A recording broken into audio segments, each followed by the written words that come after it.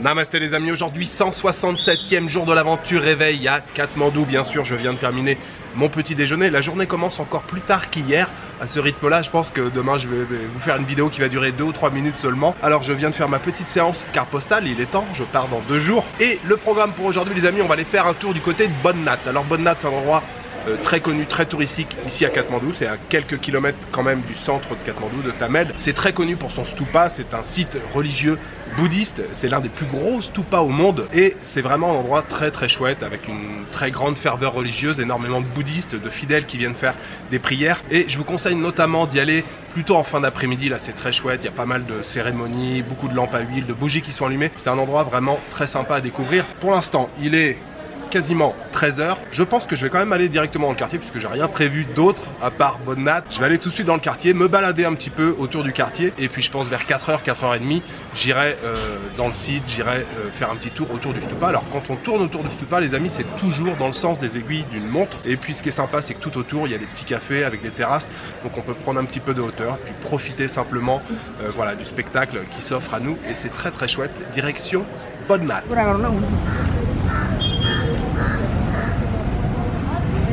Satu bahas untuk ke ini, mana dari parking lagi ya, malah cepat.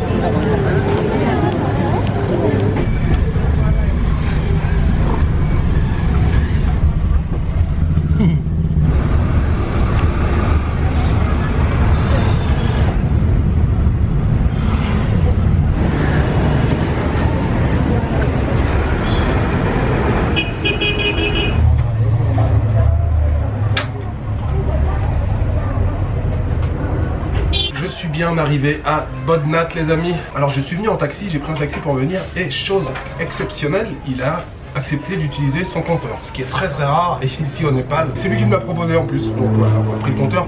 La course ça m'a payé, non ça m'a pas payé, ça m'a coûté, la course elle m'a coûté 270 roupies, c'est ça, 270 roupies. Ensuite, je vous l'ai dit, j'irai sur le site là du stupa plutôt en fin d'après-midi, il est à peine 14 h là maintenant. Je vais me balader un petit peu là dans le quartier Bodnat. Pour l'instant, bien sûr, je viens de faire une pause. Alors, j'ai petit déjeuner il y a pourtant pas longtemps, mais j'avais envie de manger des momos. Puisque ça sent la faim, il faut que j'en profite. Des momos au buff, hein, il n'y en aura plus en France. Donc, petite assiette de momos bien cool avec petit bouillon à côté, petit coca pour faire couler tout ça. Dans une petite échoppe, dans un petit boui-boui comme je les aime. Ah si, il y a une chose que j'ai oublié et que je voulais vous dire absolument. Alors, je sais que ça n'a pas trop de sens parce que c'était dans la vidéo d'hier, mais j'aurais dû vous en parler hier. La séquence qui est en musique, où j'ai filmé énormément de statuettes en bronze et tout, c'est le Golden Temple, ça se trouve donc à Patan, c'est au cœur de Patan. Je vous conseille vraiment d'aller le visiter, c'est un très beau temple. Il faut payer un petit droit d'entrée de 100 roupies seulement. À savoir que tout ce qui est en cuir c'est interdit, hein. Donc vous déposez votre ceinture, si vous avez une ceinture en cuir ou des chaussures en cuir à l'entrée. Et vraiment c'est un très beau temple, c'est un temple bouddhiste. Mais voilà, il y a beaucoup de choses à découvrir, des statuettes et tout, c'est très chouette. Franchement je vous conseille de visiter ce temple. Golden Temple, j'aurais dû vous en parler hier.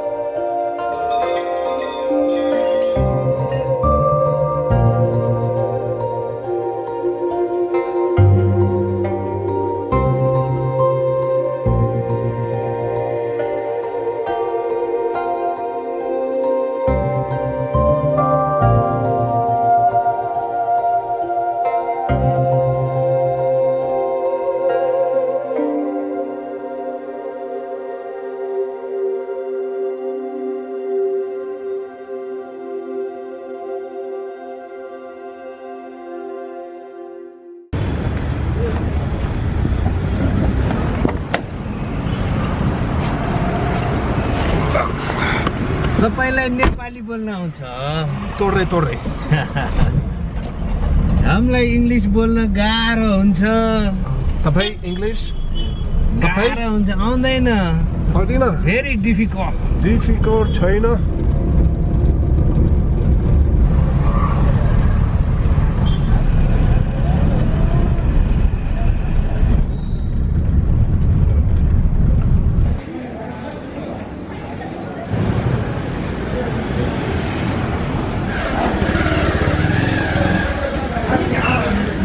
Les amis, je vous retrouve sur mon balcon dans ma chambre. Alors depuis les momos, il s'est pas passé beaucoup de choses en fait.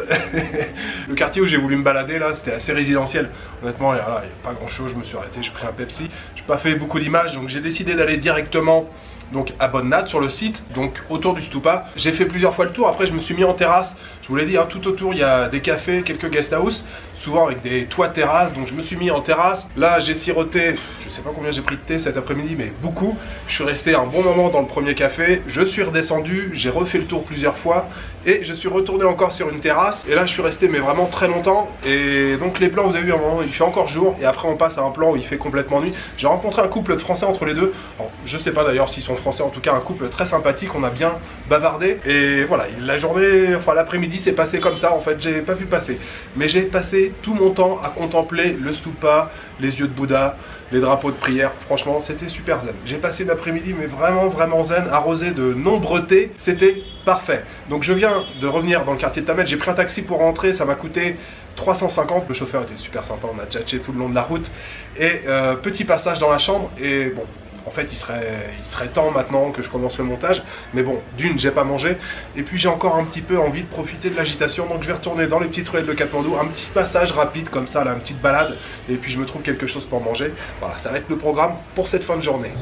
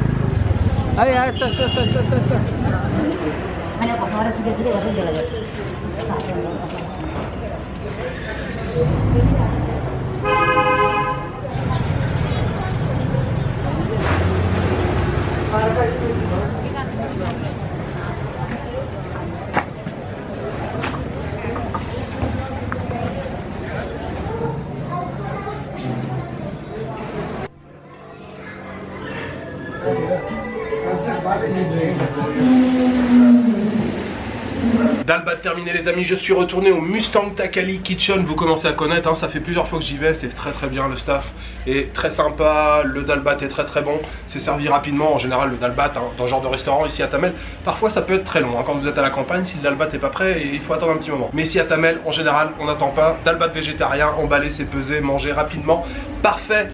Parfait pour clôturer cette journée, même si aujourd'hui je vous ai pas proposé grand chose, j'étais en mode zen, contemplation là toute l'après-midi à Bonne Natte. Franchement c'était bien cool, c'était hyper posé, hein. Vraiment j'étais très tranquille. Alors demain les amis, ça y est, on y est, demain c'est la dernière journée, oui dernière journée de ce voyage au Népal, dernière journée de ce voyage de 7 mois, donc on va en profiter bien sûr comme tous les jours. Mais voilà, la dernière journée ça a toujours une saveur particulière. Alors demain je vous emmène du côté de Durbar Square. Oui il y a un Durbar Square ici à Katmandou, comme à Patan, comme à Bhaktapur. Bhaktapur on n'y a pas été, mais c'est à peu près comme Patan, hein. C'est une ancienne ville royale que je vous conseille aussi de visiter, qui est très belle. Donc demain nous on se concentre, on reste à Katmandou, on se concentre sur le Durbar Square et tout le quartier qui va autour. Alors Durbar Square bien sûr il y a plein de temples aussi qui ont souffert du séisme de 2015, mais il y a déjà des chantiers qui sont en construction, puis il y a quand même des temples qui sont restés debout, qui ont résisté au choc. Voilà, c'est le programme pour demain. Il me reste juste à vous souhaiter une bonne soirée, une bonne nuit, une bonne après-midi. Je vous donne rendez-vous demain pour la dernière journée au Népal. Ciao, good night.